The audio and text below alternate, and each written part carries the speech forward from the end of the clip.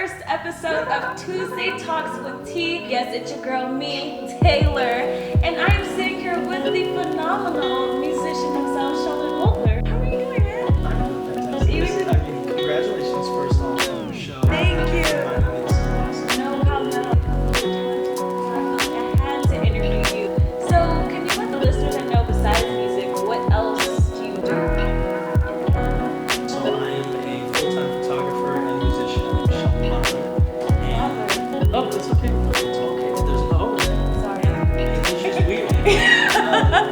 But those are my two mainstays: music and photography, and I Okay, so you're shooting. Somebody looking for a husband needs to just go ahead and grab it, because that's a full package right You're there. looking for a sugar baby. Sugar baby. So how long have you been doing music and photography? Music, actually, this is going to sound very cliche, but it started when I was about 5. My dad got me a keyboard, and I remember writing songs about just anything happening around me. Like, there could be a bug crawling on the road. Bug crawling on the road! Really? I'm just going at it. So it's just been like, it's been a part of me. It's part of my entire family. We all play instruments. We all sing. If we don't sing or play an instrument, we need music to clean or whatever. It just has to be around. Wow, so what made you want to pursue it full time? I think in college, my friend Tyler Broussard came and talked to me one day. He's like, Sheldon, what do you want to do? Let's talk about this. You want to do like a business degree, you want to do youth work, you want to do marine biology, which none of those go together. But you spend 90% of your time making music. So why don't you get a music degree? And I'm like, because I was scared for the time. But from that day, I remember going, this is what you do. I still got a degree in multicultural youth program development, but it was like, I love teaching and I want to have that background and I want to help develop programs for young people. But I let's do my music. Yeah, you pursue music. You got a degree in what? Multicultural youth program development.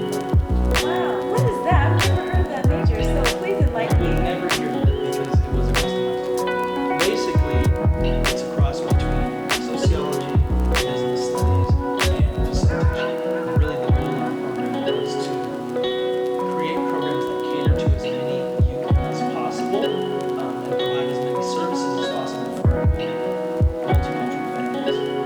Gosh, it's so impressive. It's a normal BA. I mean, but still, it's a major that you don't ever hear because you're the only person that has the major. So how do you say your college degree helped you in what you're doing now?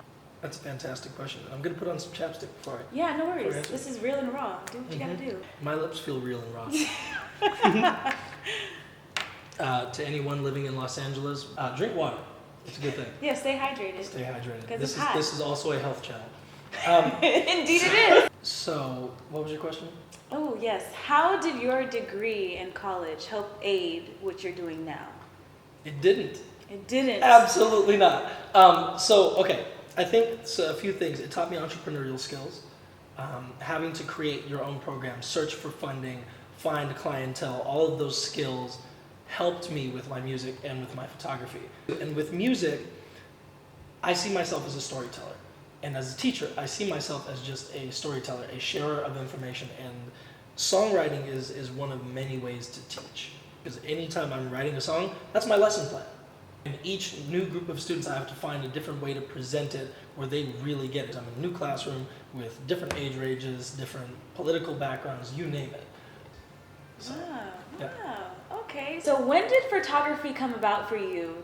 Was it instantaneous or did it take some It took some time. So when I moved to Los Angeles, it was kind of on a whim. I had done a goodbye concert, got enough money to keep me alive for a couple of months. That ran out very quickly. LA as is this expensive. is Los Angeles. And then I remember one of my big purchases was like, I need a camera because I need to make YouTube videos, I need to promote myself, blah, blah, blah. When I got all the gear, I realized I hate making videos. So I was stuck with this camera and I'm going, okay, what do I do with this? I'll shoot people's concerts for free as my give back to LA. Just like other musicians, I know what it means to have a photo of yourself. And then one day someone asked me like, do you do this professionally? Because this is better than anything I've ever paid for. And I'm like, no, I don't. Should I? Should I? And I had never heard of a headshot before. I didn't know what it was. Yeah, because acting was not your world. That's like an actress. Actually, what's funny is acting was the first thing I did in music. I did theater, mostly musical theater. When I was younger, I was doing like films. Like I was getting booked as a young actor. But my mom took care of all that. I didn't even know I had a headshot. I didn't know I was submitting to anything. She was like, "You have a gig," and I'm like, "Cool." Right. It was. After a point, it was like, do I continue as an assistant manager at Macy's where I'm miserable and people want to talk to corporate because there are no plastic bags? Or do I start my own business? So slowly but surely, I stopped showing up to work. So it was just kind of like a nice gradual transition. No, you know what? You do what you gotta do when you're tired of working for people. Well, yeah, it was something that I became very passionate about. And something else that's huge to me as far as like teaching and mentoring is helping people undo emotional walls. So with photography, and particularly headshots, it's a very vulnerable thing to do, to like stick a camera in someone's face and tell them to emote and give nothing back. So what I've been doing with photography is kind of helping people uncover some of their insecurities and working them through that and then making art. So to me, I get to be like part teacher, part therapist, part photographer. And then, yes, I'm a shameless plugger. I'll be singing my ass off while I'm shooting. You know what? Sing? You sing? Oh my God. I love it. So your degree in college really did help you. It did. I actually said no, and then I followed it up with a bunch of reasons why I Exactly. But I want to get more into your music and everything. Mm-hmm. So you are of African American descent, correct? Mm-hmm. I'm very mixed with a lot of stuff. You are? Yeah. Okay. But at the end of the day, I think that's part of being African American. We're just a whole mix of everything. Fast. We a little bit of everything from all over the world into one, but we are in chocolate form. I want to put that on the next form that I signed. I am in chocolate form. And this is chocolate. Anyway, you being of African American descent and the style of music that you sing, do you ever come into any kind of issues? Yes and no, and yes and no. Boy. So, I find that people are very receptive to my music no matter where I go. Black people in particular tend to love my music the most because they're like, you do a little bit of everything that touches my heart. I've got a country tune called, more of a folk tune, called What Do I Do? And it's just this big like... Every time I play that thing for a black audience, they're like, yeah! Really? Absolutely. See, Sheldon doesn't particularly perform like R&B, hip hop kind of music. I do sometimes when the story calls for that. So my thing is with music, whatever is required of the story itself, then you use those tools. If I need a certain emotional impact, I'm going to use any genre that I can find that really hits home with that. Okay. R&B can't do everything. I think the only thing that gets frustrating is the expectation for me to do R&B or hip hop. When I do something else, people are like, that was awesome. But when I walk onto a stage and people's first inclination is that I'm going to do an R&B or hip hop tune, which I have no problem with, that gets frustrating. I used to walk around with my guitar. I remember when I was in college, walking around with my guitar, some guy goes, "Oh, dope, man, do you rap?" Of course, it was a white guy. And my brain goes, "The fuck do you think I do with a guitar? It's I guess you can." And here's the frustrating part. That's different. Here's the frustrating part, though, about my life. I do. I do rap. So I couldn't say no, but that's not the style of music that I usually write. I probably have 3 hip-hop tunes out of the 34 that I perform. But that expectation really kills me because I love it when people see a musician and they go, "What do you do?" And there's zero expectation about what that could be. But a lot of my music is very just me. So how important do you think it is for the community to kind of do the work to open up their minds to other kinds of music? We as African American people need to stop thinking that I don't think that you're saying this, but I've heard this a lot. Stop thinking that other African American people aren't open to other music, which will change the things that we introduce to one another. So breaking that assumption that we don't want different for ourselves and just saying like, here, I'm gonna share what I like too. And I think as far as the African American community goes, someone's probably gonna kick my ass for this. We need to remarket the way that we think.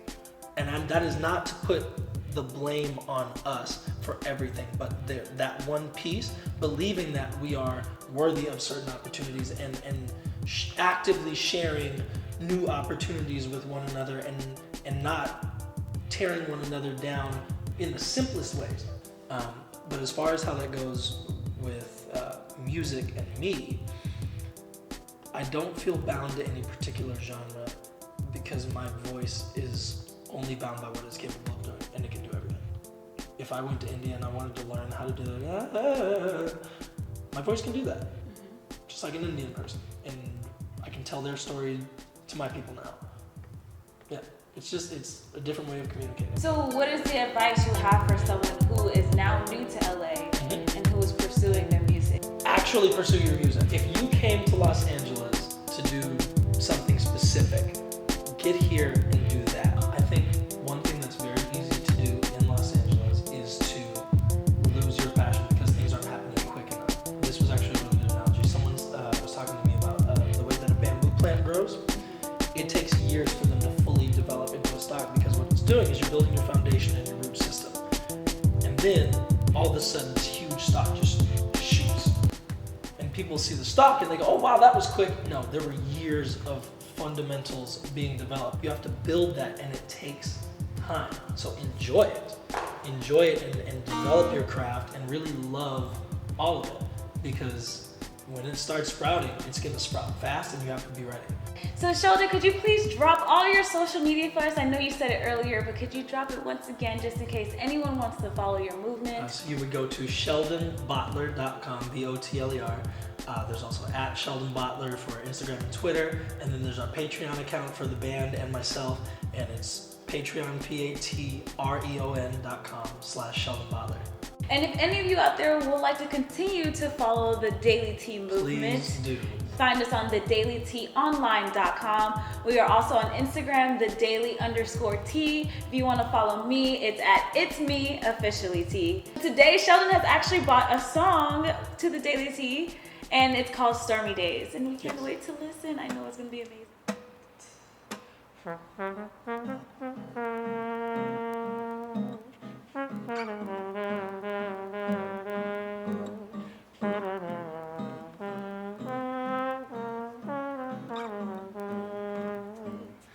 Please don't try to cool me down. There's fire in my bones.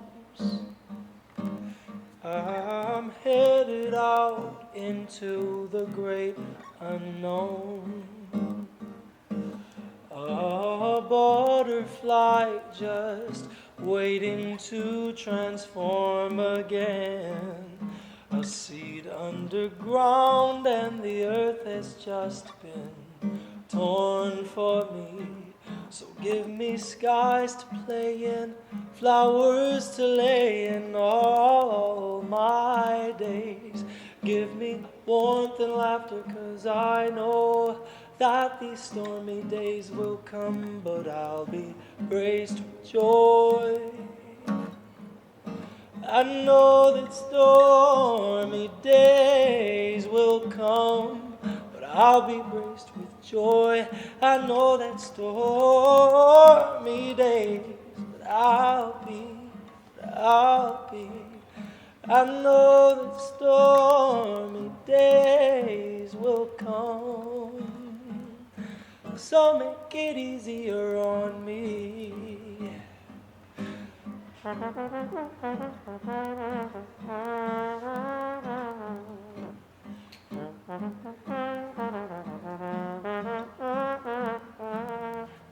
I am flying high in love with all I see, and breathing in new possibilities. I am unafraid, for you have made me bold, with memories of your love that my heart will always hold. You gave me skies to play in, flowers to lay in, all my days. You gave me warmth and laughter, 'cause I know that these stormy days will come, but I'll be braced with joy. I know that stormy days will come, but I'll be braced with joy. I know that stormy days will come, but I'll be braced with joy. I know that stormy days will come, but I'll be braced with joy. So make it easier on me.